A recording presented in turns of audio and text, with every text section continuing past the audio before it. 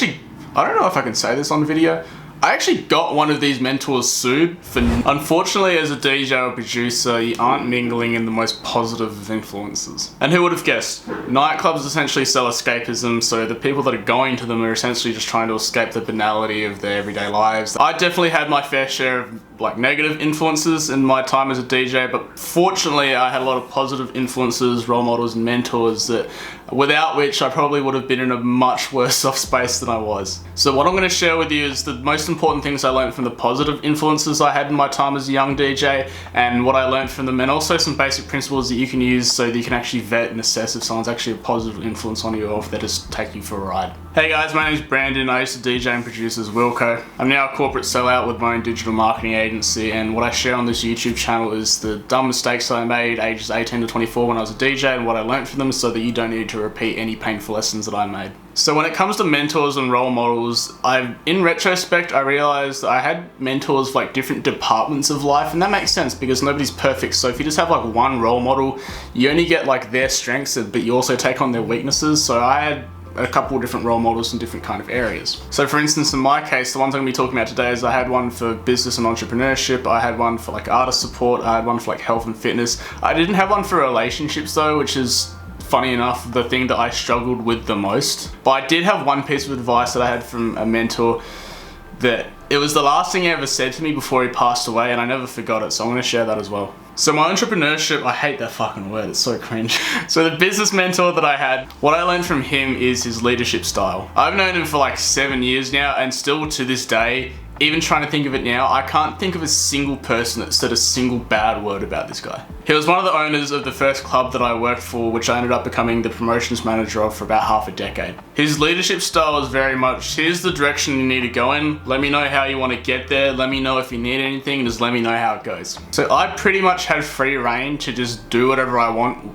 within reason to hit targets. And because of that, we fucking killed it. We had the strongest promoted team, we had the best organic reach of any venue in Perth, and it was all because I had to take ownership of the project, and because I took ownership of it, I had to make it work because it was my idea. The opposite experience of that I've had is that I worked for some nightclubs where it was very micromanaged, and you'd have half a dozen different people's opinions, and their opinions didn't even really matter because they didn't even fucking go to the nightclub. And as a consequence of that, I felt uninspired, unsupported, and I just ended up leaving really, really quickly, and things kind of fell apart. The second mentor that I had was artist support, and this is someone that's had a background as an artist. In his case, he used to be in a really, really big band. Short story, most people know me from a mixtape I made that went viral called Literally Fuck Genres, and the morning that it blew up, I still remember it was really crazy. I had lots of different people, artist managers and booking agents, all DMing me because they found me on Facebook, and it was on every big EDM publication. And I was 21 and I felt really overwhelmed, and I didn't really know what I was doing, and so I knew I could reach out to this guy and he would help me. So I texted him and I explained what happened, and he gave me a call, and I said, yeah, I'm getting all these messages, I'm getting show offers, I don't really know what I'm doing,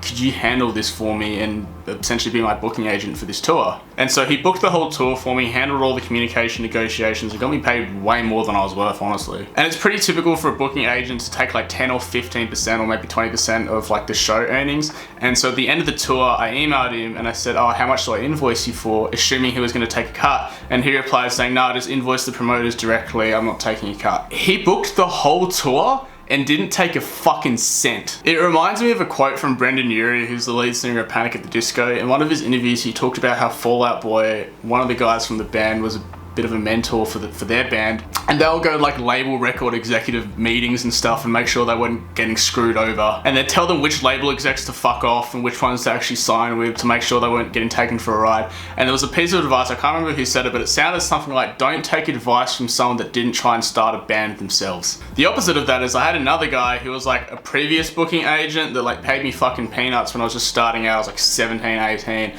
and basically the same day he called me saying, hey man, so everything blowing up, you're getting really big, if you want someone to book your shows, make sure you get paid what you're worth, just let us know, we can handle everything, get you paid on time, blah, blah, blah.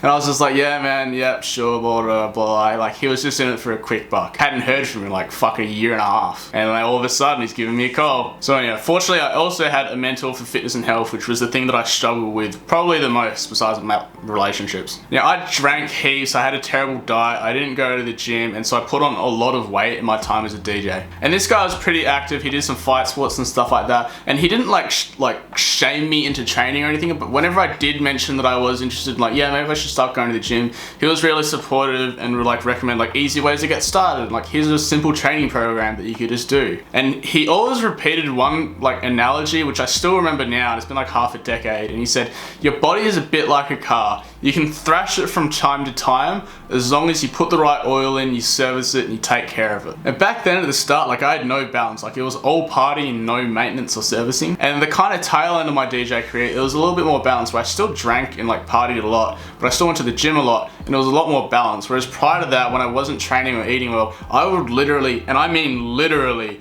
just sleep on the couch all day long until I had to go out and party again, because I didn't have any energy to get off of the couch. And then my girlfriend at the time would just get mad because I was just literally just sleeping all day long. Like, I couldn't do anything. It was insane. Now, like I said, I didn't have a mentor for like relationships or anything like that, which is also why I probably struggled with that the most when I was like younger. But I had one piece of advice I had from another mentor who was also an owner of one of the first clubs that I worked at. And I remember the last time that we actually hung out, he recently passed away of cancer.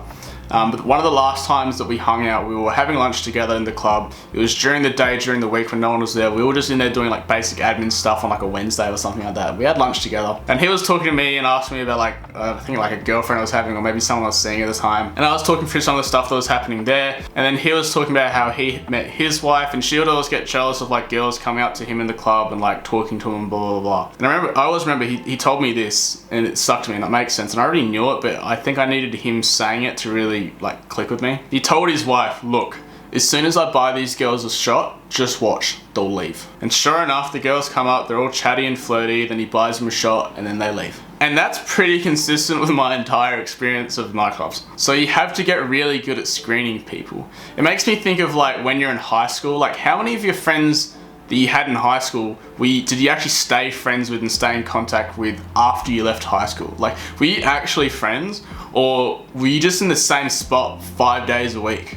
It's the same with nightclubs. Like, are you actually friends, or do you just have a bar card and they're waiting in the same line every Friday and Saturday night? So when I look back on all of these experiences, I basically whittled down the principles of a good mentor or role model to like the cross section of like 3 qualities. Firstly, have they actually done the thing? Secondly, have they done that for a really, really fucking long time? Like, none of these mentors were like in their 20s. They're all like mid-30s or older. And thirdly, how much of their motivation for you to succeed is like directly financial? Like, are they just calling you when they can make money off of you, or are they actually supporting you in the long term? I don't know if I can say this on video. I actually got one of these mentors sued for not a small amount of money. He didn't even bother telling me until like a year or a year and a half later. He didn't even get mad. Well, I'm sure he was, but he didn't raise it with me. So, I hope you find these useful in your own career. If you've been watching for this long, it's relatively safe to assume that you've either found this valuable enough to watch for this long, or you've just like zoned out and maybe you're like playing on your phone, you know, if there's playing in the background. If it's the first instance, consider subscribing, because on this YouTube channel, I just share like dumb mistakes I made from 18 to 24 and what I learned from them, because some of these lessons were painful and I don't want them to go to waste. So hopefully you can learn from them and not repeat any like dumb mistakes that I made. But other than that, have a nice day.